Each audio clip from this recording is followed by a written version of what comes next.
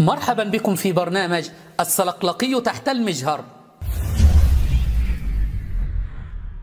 اليوم أتى لكم السلقلقي ياسر الخبيث بدليل مضحك جدا على الأئمة الاثني عشر.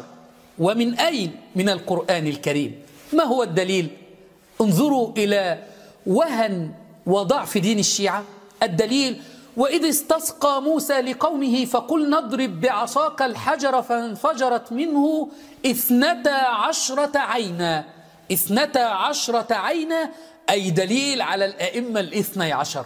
يقول أن موسى عليه السلام حينما أمره الله أن يضرب الحجر بعصاه فمسك العصا وضرب الحجر وقال: اللهم بحق محمد وآل محمد، فانفجر الحجر إلى 12 عينا، وهذا بعدد الأئمة، وهذا دليل لا يصدق به إلا المجانين. موسى عليه السلام كما في الرواية حينما أمره الله عز وجل أن يضرب بعصاه الحجر أخذ عصاه وضرب على الحجر، قال: يا الله بحق محمد وآل محمد، وضرب على الحجر، قال: يا الله بحق محمد وآل محمد، وضرب.